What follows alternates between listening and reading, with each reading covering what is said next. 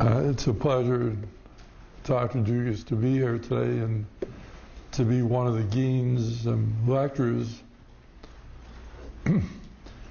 When I came in yesterday, I told Dr. Dugas,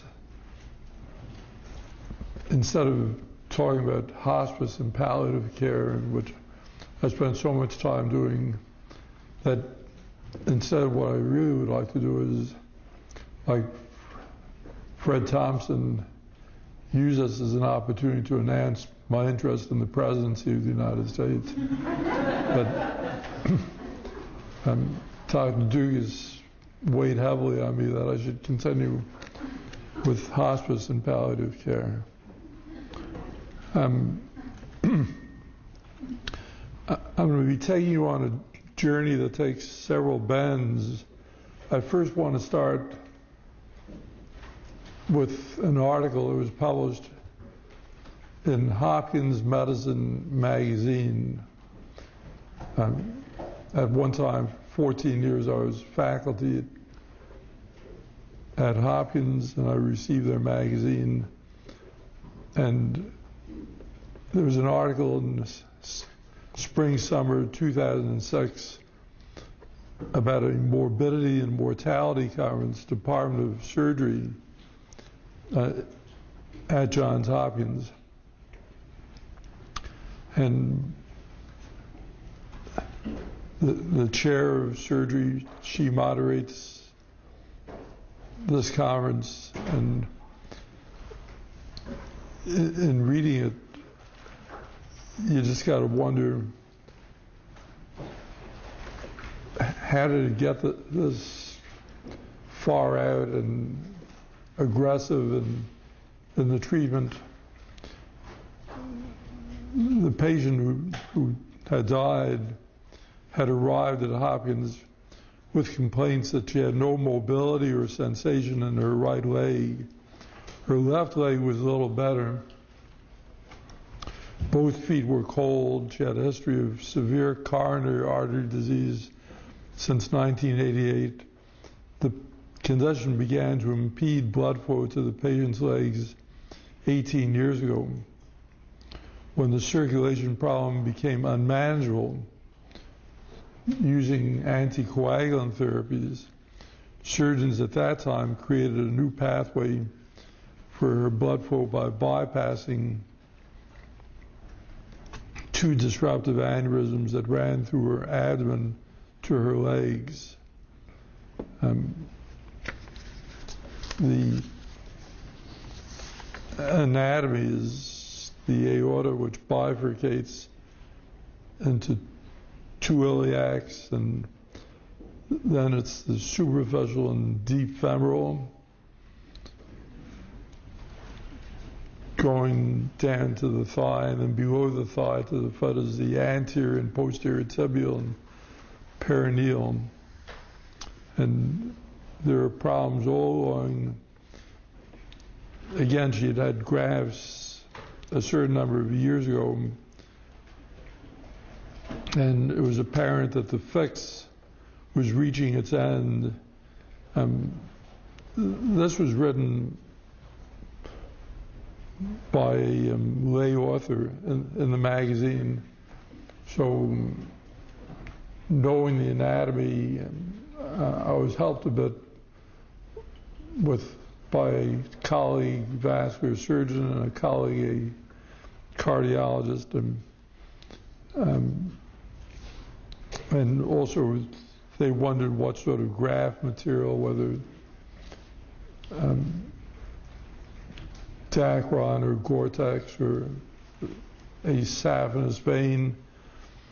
But again, it was not written by a physician, it was written by a layperson. So in addition to her coronary artery disease and pulmonary hypertension and extensive deep vein thrombosis and hepatitis C from a transfusion, but most important, she's been battling inoperable liver cancer, and it was thought that she might only live 2 or 3 months. even if the symptoms that brought her to Hopkins could be defeated, the woman's life could ultimately be extended by only a few additional months. With this cancer condition trumping all others, the question then became how much intervention could the physicians apply given its short-term value. And they considered different alternatives using the blood-thinning drug heparin. Should they attempt to remove the clots with minimally invasive surgery? Should they take the easy way out by amputating one or both legs? That the article says was a real consideration. And finally, with mere months to live, even in the best case scenario, how much would this patient gain with any of these options? They started with use of heparin, and after 36 hours it became apparent that the heparin was failing to improve the circulation in her leg. Quite the reverse. So they proceeded with surgery, and the initial plan was to remove the massive clots that had formed inside the grafts. But as the surgeon focused in on the graft sites, he found the first big surprise. There are now large aneurysms and thick with scarring complications. The aneurysm balloon tissues promised to dramatically slow the procedure. They thought it could be done in 90 minutes. They went in to remove clots, and it took 6 hours.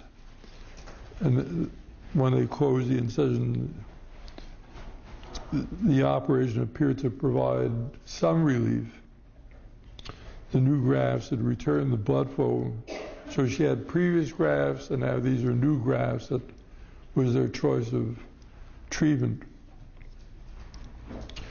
When the surgeon was finally ready to leave the unit after midnight, the picture had changed dramatically. Suddenly her vital signs had collapsed. Her heart had slipped into a dangerous rhythm.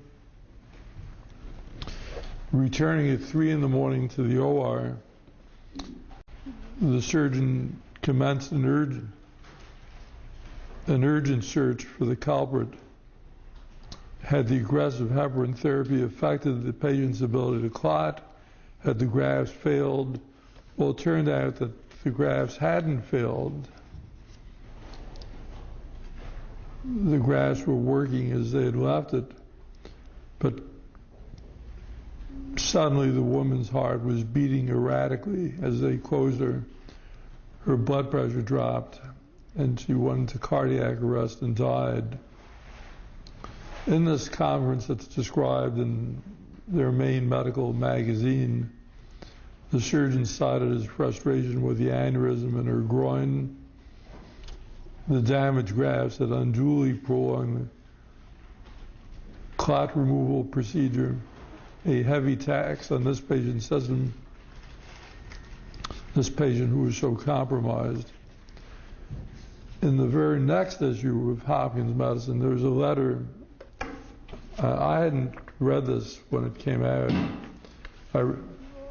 I called for an extra copy of this magazine when I read this letter from Lawrence Egbert, MD, visiting assistant professor of anesthesiology at Johns Hopkins and medical director of the Final Exit Network. And if you look that up on Google or look Dr. Egbert, this is a leading pro-euthanasia organization. Dr. Egbert wrote in the article about the mortality and morbidity conference, you quote the surgeon, Dr. Roseburg, as saying that in the UK, a difficult case like this one being discussed that day would have been handled with a morphine drip and a hearty cheerio. But were those possibilities ever brought up with this patient? In my experience, many patients and families feel left out of such discussions. If this woman had known that she had 2 to 3 months to live and could choose between a morphine drip accompanied by a hearty Cheerio with her family at her bedside, or, for example, saving her life by having her legs amputated, then that would have been her choice. We in the Final Exit Network offer patients just such choices. This woman was terminal. In Oregon, she would have had the possibility of hastening the process of dying. Why not at Johns Hopkins Hospital?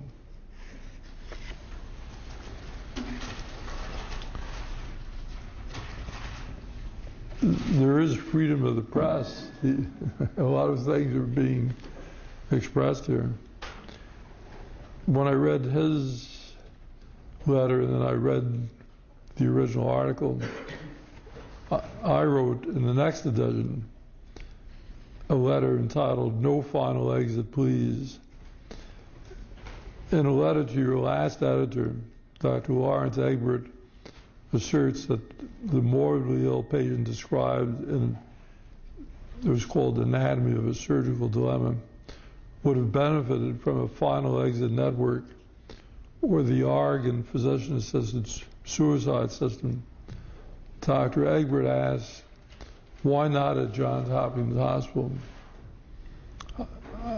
I am opposed to a Final Exit Network, euthanasia, or physician-assisted suicide at Johns Hopkins and also throughout America.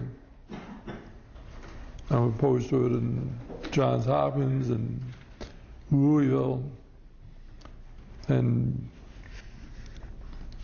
in Hawaii. I'm opposed to it. I believe that hospice and palliative care can reduce the demand for those steps.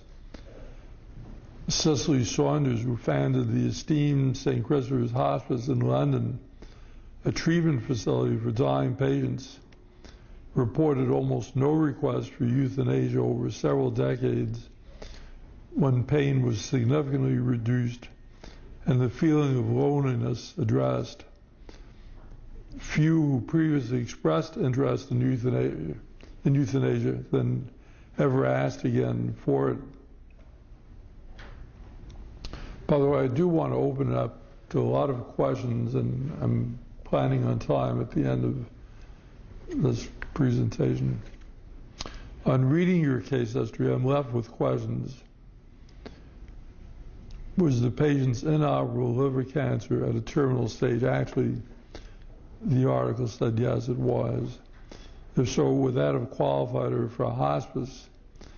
How are the patient's emergent problems, her 18-year history of peripheral vascular disease with failing circulation in her legs, described when they were presented? Was this described when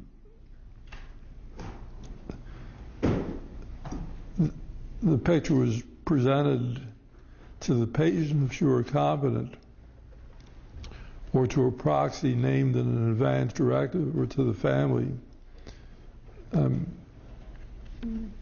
Was the vascular system accurately described?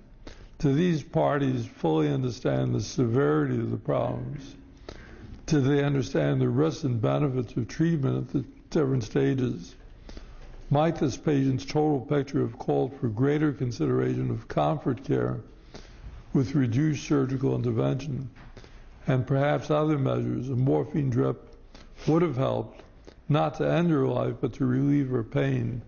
If medication to relieve pain and suffering then did hasten death, most would not condemn the act as morally wrong. In other words, if using 40 milligrams of morphine for pain and comfort and the patient dies, that's not the same as giving her 800 milligrams to end her life at that moment and say cheerio. Even without an official transfer to hospice, a palliative care consult would have been appropriate. None of this is ever mentioned. Nobody in the first article discusses the use of palliative care or consultation from palliative care. All these considerations should have been presented to the patient or her proxy or her family. In the Netherlands, where euthanasia has been practiced for decades, a government report demonstrated that many physicians do in fact practice involuntary active euthanasia. They might go along and look at a patient, decide this patient, their life is over, and perform euthanasia. They don't seek the patient's consent or the second opinion of another physician. It's noteworthy that a survey in the Netherlands demonstrated, in quotes, the majority of residents of homes for the aged are afraid of involuntary euthanasia, end of quotes. Finally, I'd like to make the point that our healthcare system, increasingly focused on cost effectiveness, may be pushing patients down the slippery slope as they're identified as having lives not worth living. Woody Allen says that death is a great way to cut expenses, and it would be very upsetting if euthanasia and assisted suicide became a means to cut expenses. Let's please not turn to a final exit solution, and let's please put to use the new understanding of hospice and palliative care that in recent years has created a meaningful paradigm shift for better end-of-life care. That's really all I want to say about euthanasia and assisted suicide. I want to turn to changes that are taking place radically around the country in hospice and in palliative care. That I've mentioned some of the history, that Cicely Saunders had her famous St. Christopher's Hospice, for which she was knighted as Dame Cicely Saunders, and she worked there 4 decades. And somebody who trained under Cicely Saunders, Sylvia Lack, was the founder of the first hospice in America. And my activity in the American Geriatric Society, I was invited to be a charter founder of the first hospice, the New Haven Hospice. In the mid-1980s, it became a Medicare entitlement. It went from just being this hospice or that hospice to a program under Medicare. And we'll describe that later, but now it's going into many different forms, and the American healthcare system has long given patients a difficult choice. People are told that they have a terminal illness, must forego advanced medical treatment to qualify for hospice care. Cancer patients have to pass up chemotherapy, for example, or patients with kidney failure must abandon dialysis. Forcing patients into this either-or decision has prompted many who might benefit from a hospice program to instead opt for expensive hospital care that may end up costing Medicare and other insurers far more. But now some hospice programs and private health insurers are taking a new approach that may persuade more patients to get hospice care for the last months of life. These programs give patients the medical comfort and social support traditionally available through hospice care, while at the same time letting these patients receive sophisticated medical treatments that may slow or even halt their disease. So they're combining advanced treatments with hospice or palliative care.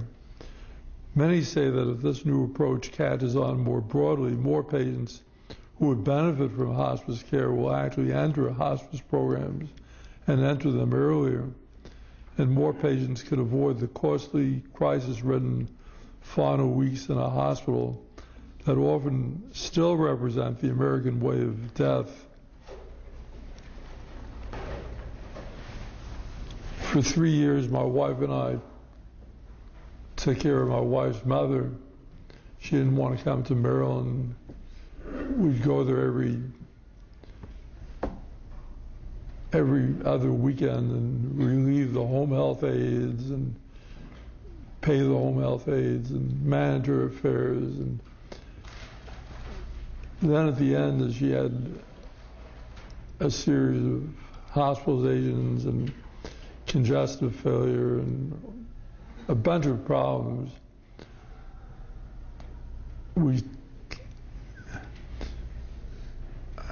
I guess families don't want to discuss, should you enter hospice, and we'll stop all these treatments. It's too much acknowledging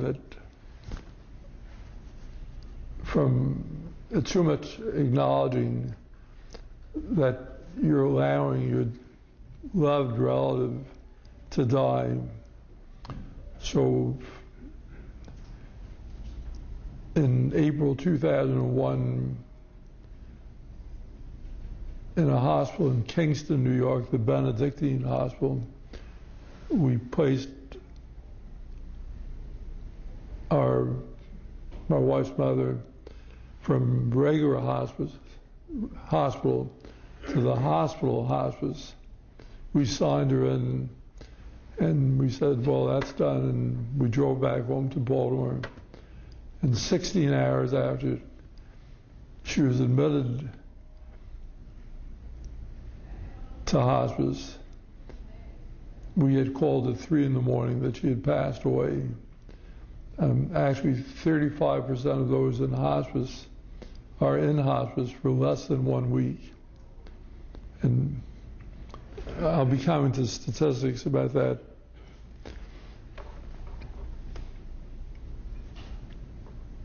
Many say that if this new open access approach catches on more broadly, more patients who would benefit from hospice care will actually enter hospice programs and enter them earlier, and more patients could avoid the costly, crisis-ridden final weeks in a hospital that often still represent the American way of death. In 2005, only about a third of 2.4 million people who died in this country were in hospice care. Perhaps twice that many people should have been in hospice programs, according to those who are in this field.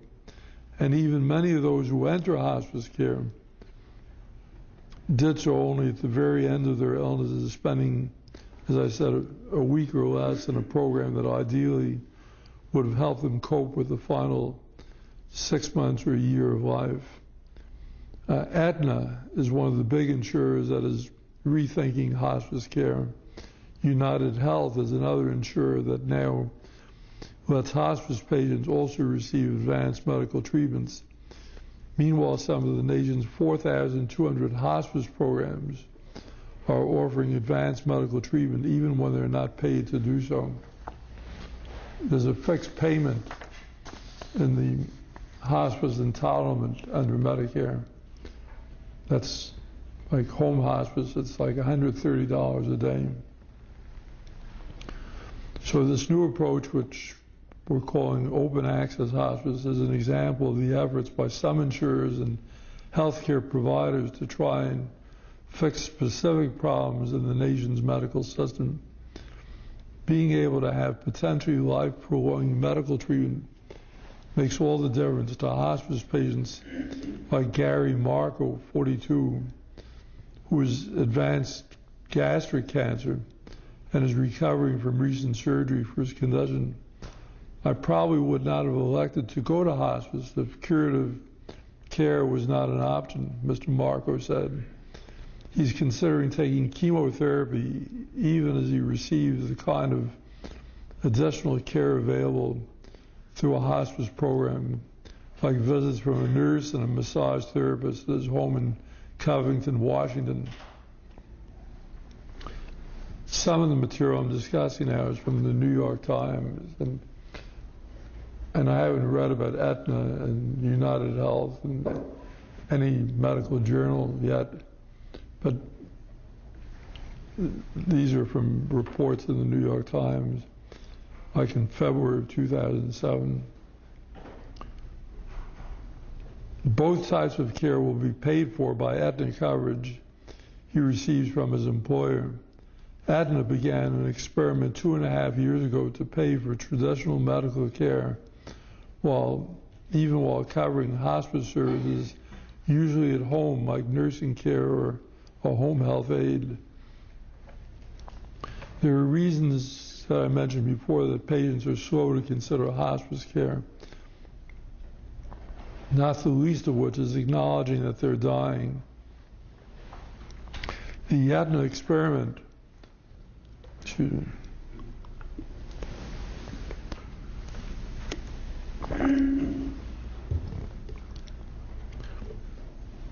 The Aetna experiment, for which nearly 400,000 of its roughly 15 million insured members are eligible, and I'll describe later how they're expanding this, provides some evidence that people will take advantage of hospice care if they do not have to give up other treatment intended to prolong life. Mr. Marco said that once he learned that Aetna would not ask him to forego chemotherapy, there was no reason not to sign up, and it allowed him to be more comfortable at home with his wife Amy and their 3 children. His massage therapy makes him feel better, and he plans to try the acupuncture available through the program. What's to lose, Mr. Marco says. The Aetna and United Health initiatives and other open access programs are still the exceptions. Medicare would spend $9 billion on hospice benefits last year out of the total spending of $406 billion, requires patients to give up regular coverage if they enter a hospice program.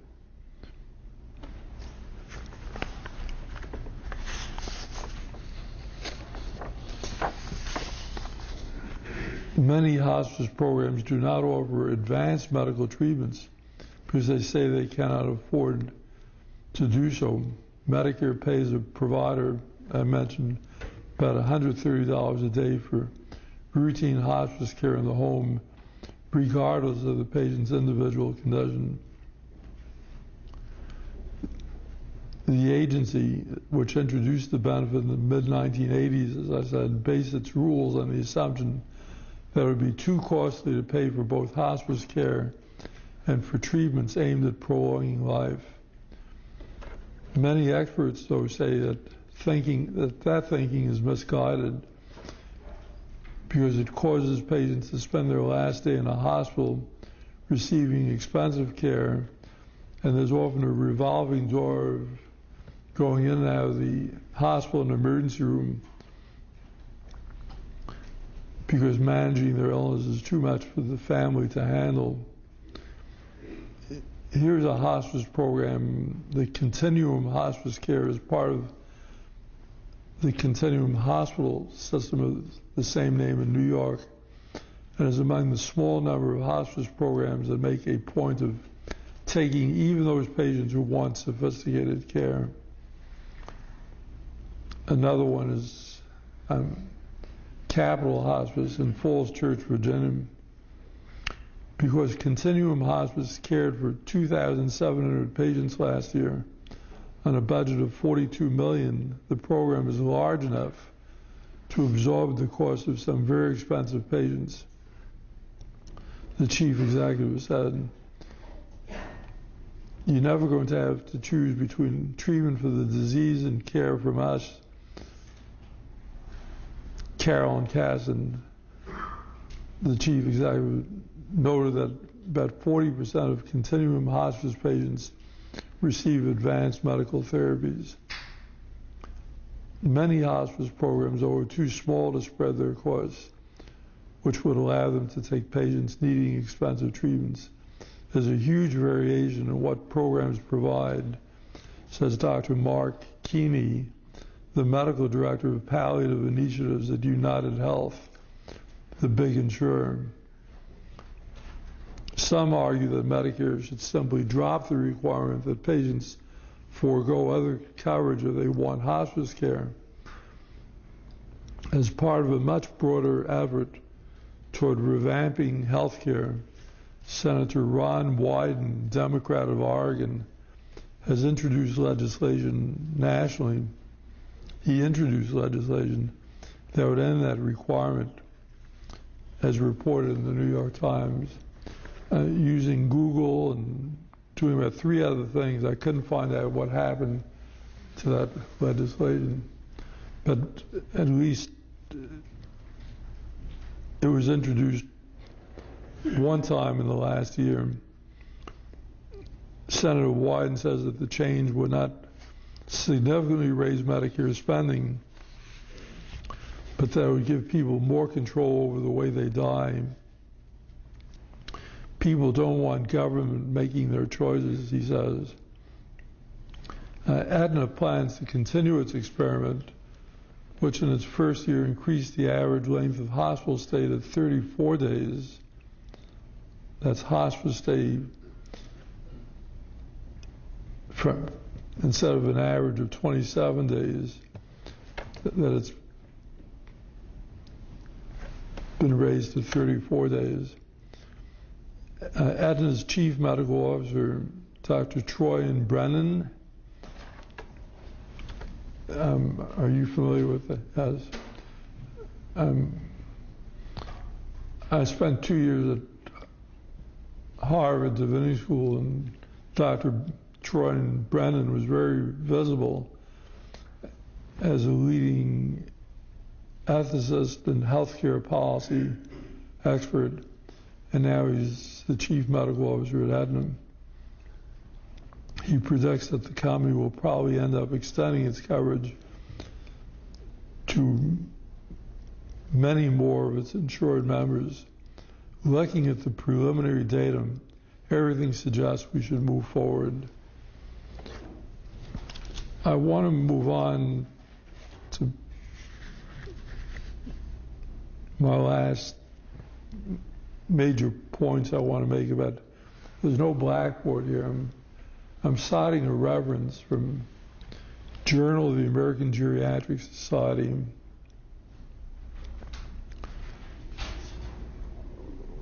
volume 55, 993 to 1000, 2007.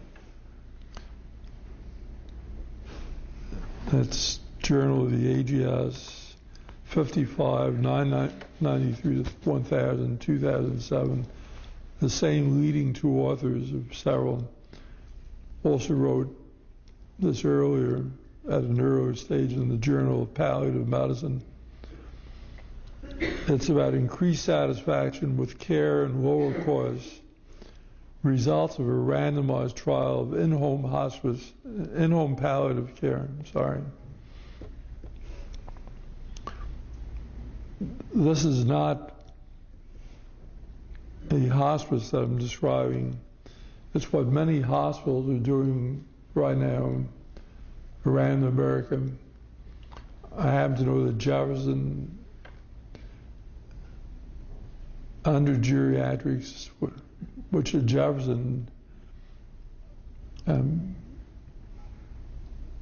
is under family medicine, even though it uses both internists, and that they started a palliative care service 1 year ago.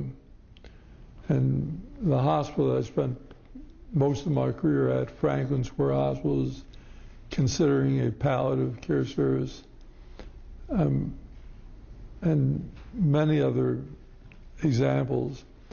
The objective of their study, which to determine whether an in-home palliative care intervention for terminally ill patients can improve patient satisfaction, reduce medical care costs, and increase the proportion of patients dying at home. This was a randomized controlled trial. It was conducted by the Kaiser Permanente Southern California Medical Group at 2 sites, Kaiser Permanente Colorado and Kaiser Permanente Hawaii. And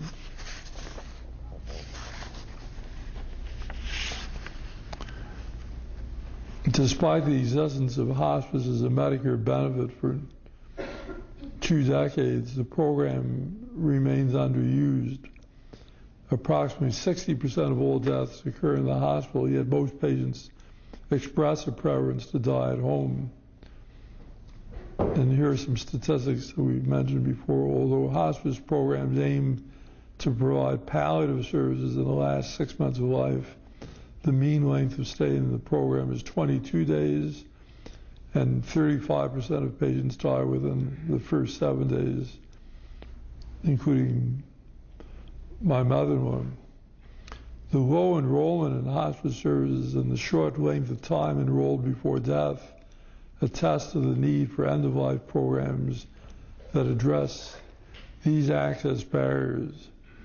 In addition, recent studies have found that more end-of-life programs are needed to provide alternatives to hospice that do not require foregoing life-sustaining treatment. So 2 specific hypotheses that were tested: late-stage patients with chronic obstructive pulmonary disease, we'll call it COPD, congestive heart failure, CHF, or cancer, enrolled in the in-home palliative care program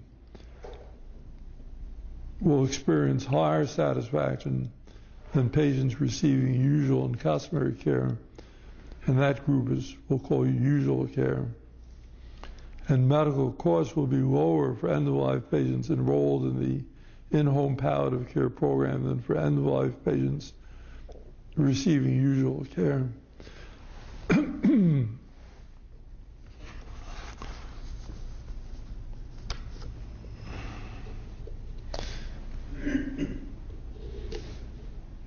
Physicians are not, there are 3 main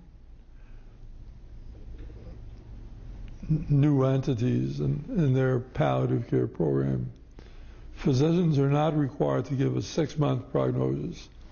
Giving a prognosis is very difficult anyway, and I once read that even using the guidelines for congestive heart failure or hospice, that it's very difficult to get an accurate prognosis for congestive heart failure. Physicians were asked to target patients earlier in their disease process with an estimated 12-month life expectancy. Actually, that must also be difficult. And I know that the only time that Medicare calls a doctor up is if they say it's going to be 6 months and they don't die at the median of 22 days, but they're alive 2 years later, then that doctor might get a call from Medicare. Although the in-home palliative care program emphasizes much improved pain control and other symptom relief, patients do not have to forego curative care as they do in hospice programs. So the first is 12-month life expectancy. Second is they do not have to forego curative care. And the third is patients are assigned a palliative care physician who coordinates care from a variety of healthcare providers, including specialists and the patient's primary care physician. Thus preventing the service fragmentation that often occurs in healthcare systems. The structure of the in-home palliative care program allows patients to maintain their primary care physician while also receiving home visits from the palliative care provider. I just want to say just got a few more sentences to share with you, but I guess for now, in starting palliative care services, I could see having the palliative care physician heading the team, but I personally would like to see the day. I don't think this is rocket science, and I personally would like to see the day where primary care physicians, family physicians, general internists, geriatricians could be heading the team, and that we'll see more and more of this information being incorporated into medical school and medical residency curriculum and in CME. So in this one study in Journal of the AGS and in the services that I know that are being started, they're using, and in fact there's even a certificate of added qualification and even a subspecialty that's being considered, but I would like to see any good primary care physician being able to, but that's could be argumentative. The in-home palliative care intervention improved patient satisfaction at 30 and 90 days after enrollment in the study. It improved the likelihood of dying at home and significantly reduced the cost of care overall and by average cost per day. Providing an interdisciplinary palliative care team within the home of terminally ill, homebound patients earlier in the disease has a positive effect on patient satisfaction with medical care, in addition to influencing cost of care at the end of life. Here's a statistic, but it's old. At this time, the number of hospitals with palliative care programs has nearly doubled from 632 in year 2000 to 1,240 in year 2005. I don't have any idea, but I know it must be more, as Franklin Square and Jefferson and other places are adding or have added. Palliative care has the potential to change the way doctors and nurses address pain and emotional distress, not mentioning how they help patients and families sort through their choices as life nears its end.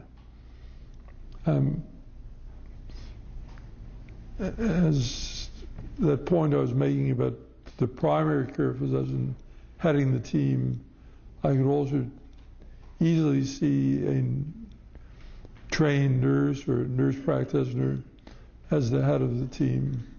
So that's my one difference again with this study from Journal of the American Geriatric Society. I think those are the main points I wanted to make, and I hope you each have some questions to ask. I hope some of this is new material to some of you. At Louisville, there is a palliative care service. So we can take questions now. You all have questions? Yes. Christian. I'm curious. I do medical director at a nursing home. I do a lot of palliative medicine in the nursing home. And there's always this conflict when you discharge someone to the hospital. You know, they can use their Medicare skilled benefit or their Medicare hospice benefit in the nursing home. And when people, we have them all packaged up, go to the nursing home, thinking they're going to get hospice, and they don't get hospice because once the nursing home talks to them and they convince them to go with their skilled Medicare benefit. And I don't people are allowed to repeat the question. Yeah, okay, first, please finish. My question is, because it's a payment issue. I understand the issue. It took me a while to figure it out, but I understand the issue now that the nursing home skilled Medicare benefit is free, and the hospice Medicare benefit in the nursing home, you have to pay for room and board. So do you know if anything nationally that's going on that Medicare is trying to redo the hospice Medicare benefit in the nursing home to include room and board? Have you heard any rumblings about that? Or? Bill, please repeat the question for the registry. And You're saying that if somebody's in hospice in the nursing home and they get transferred to the hospital, Well, it could go either way, but not saying they're in the hospital and they get transferred to the nursing home, they end up not getting hospice because they don't want to pay $100 a day or whatever room and board is. So I'm just wondering if you've heard, like, there was you said a law trying to be passed that has a Medicare benefit change, and I was wondering if part of the Medicare benefit might include room and board at the nursing home. And so many people are stuck having to make these awful decisions, Ends up being a fight. I just thought. David, can you repeat the question? I guess what you're asking is, what happens when you have patients who are afraid out of going to hospice because they're being discouraged from going into hospice benefits instead of using their skilled nursing benefits? Yeah, is there anything nationally going on? And is there any reform that's going on to change that? Not that I know of.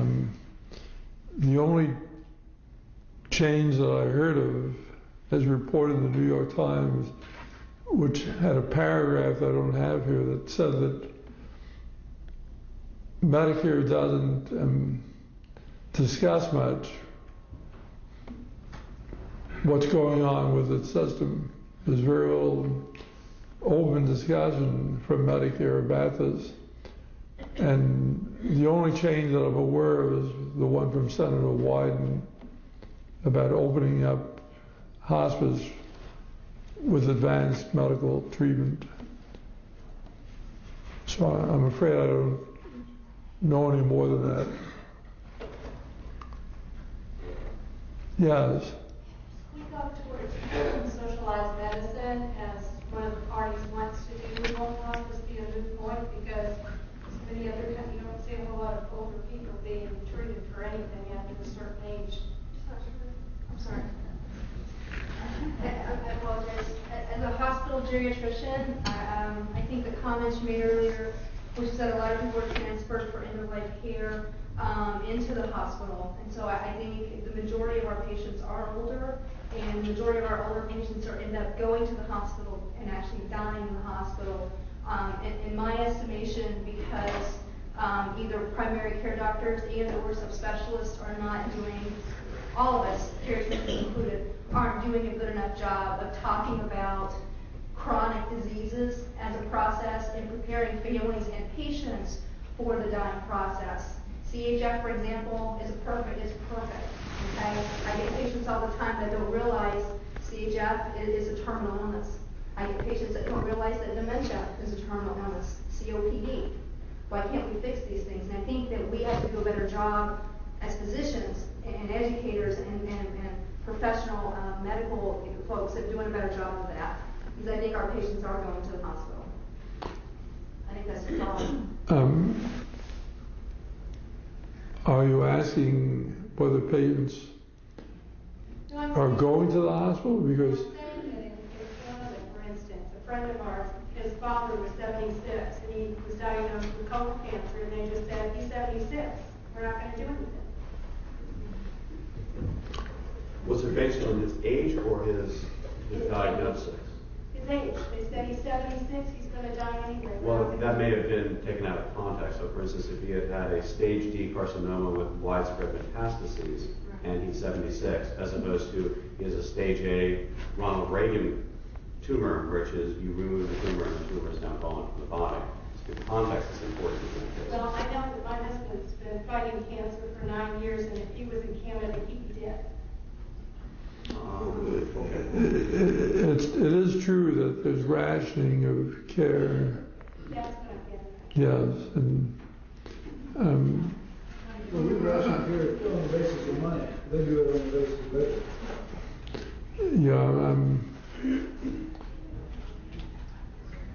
what's the book about rationing of care? What's that? There are many.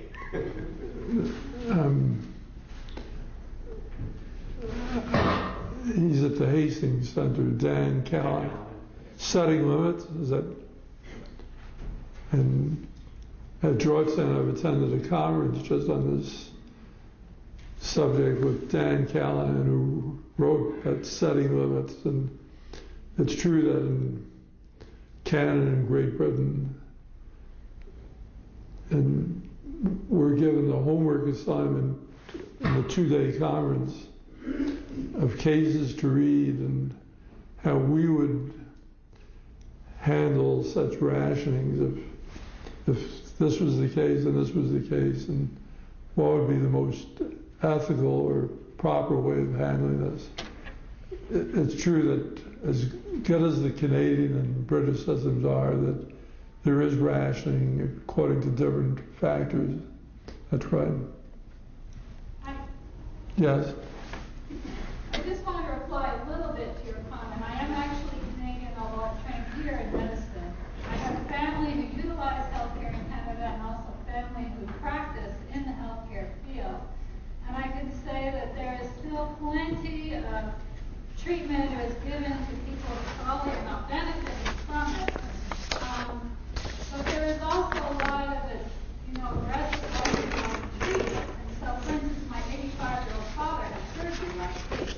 However, I don't think that we can just say we're not going to treat your illness, therefore hospice is moot. Hospice and health care provide so much more in terms of spiritual, social support, in terms of symptom management. It's a whole philosophy regarding life. And to be born is to die, but it's how you approach it, that is important. And so I think there's a lot of misconceptions about the role of health care and hospice, and also about healthcare systems in other countries, with incomplete understanding of what's going on in all those systems. So I just wanted to address that. Thank you. That's right on. Again, the Canadian and British systems. I spent a few years up at Tufts Medical School on a sabbatical, and we had visiting geriatricians and family physicians from England, and I was their host, and the system is really, even though there are things like rationing and so forth, but it's a very good system, and I'm very much for a universal health system like in Canada. I belong to organizations like Physicians for National Health Program, and I think, to me, that's changing the subject, but that's a way to go. Yes. Well, may I build on Dr. Simon's point about the role of hospice then and how this might be affected by open access? If the role of hospice is not merely pain relief or pain control, but this full-bodied spiritual and social and all the things that hospice care can do, can that be done in the context of open access, especially granted that one of the things that allowing somebody, for example, to undergo aggressive chemotherapy while in hospice care allows someone to not accept that one is dying while in hospice care? And do you think that would hamstring to some extent what hospice care can actually do? Yes, the question is, can open access, can it work while fighting disease? Can it bring in some of the attributes of hospice and palliative care, of handling the social and spiritual and existential aspects at the end of life? That's your question. And I can see that there sometimes can be conflicts, but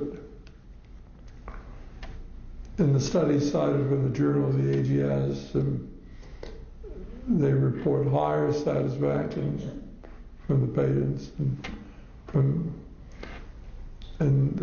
I mentioned that those authors published that this year, but they published and then using a citation index, there's a whole bunch of other authors. If you want to follow that lead,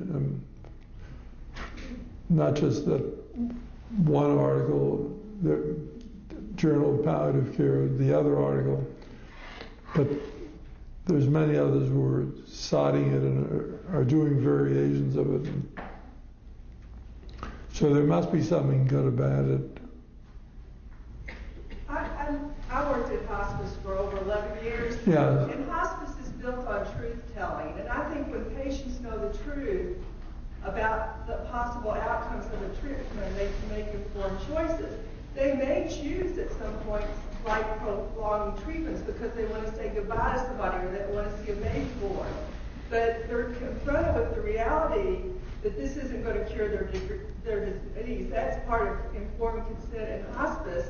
And often because of that, they make other decisions when people are truly honest with them.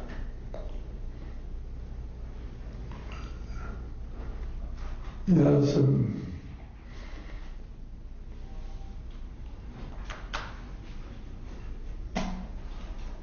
I'm having trouble repeating your question. Well, it's not really a question, it's just a comment.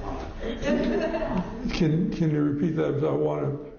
Well, hospice is built on truth-telling. And when patients really know the truth about the Okay, I got it.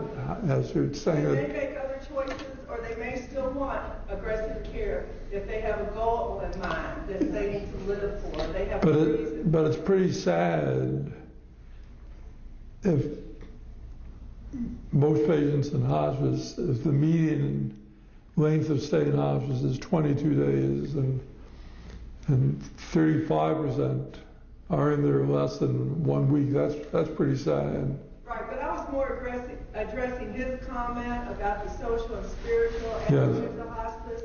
And could a person still have that if hospice had open access and allowed other treatments? And I believe they can because somebody's being honest with them about their prognosis and the outcomes and possibly the futility of those treatments. So they're allowed to make informed decisions within the hospice situation. I guess there could be a debate of how worthy are the advanced treatments, or how futile is this patient, and therefore they should be in hospice. There's that debate that's going on. No, that's not what I'm saying. But, I'm sorry.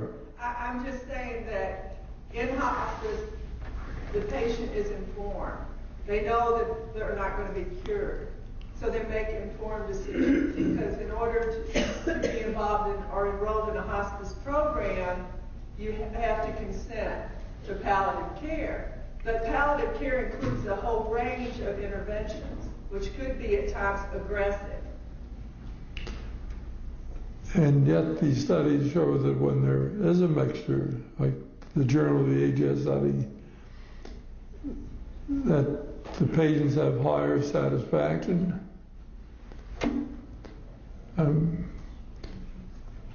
The patient Paul Marco from Aetna, he knew he had gastric carcinoma, and he could have had full informed consent that it may or may not help him in the chemotherapy, and yet he wanted to go with both, just in case. Do you see any rationale in what I'm saying?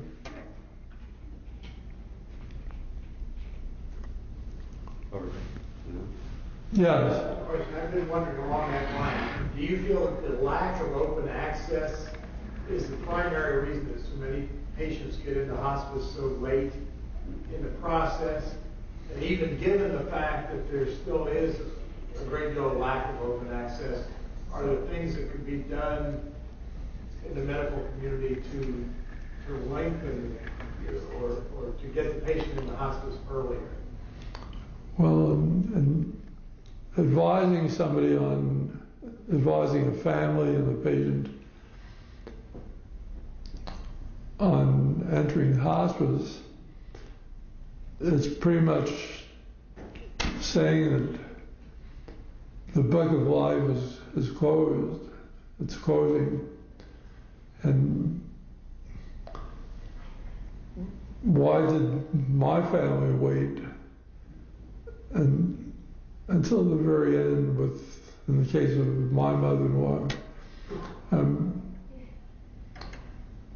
And if there could be some truth on both sides, that maybe there is some hope in the use of these advanced treatments, but maybe at the same time we could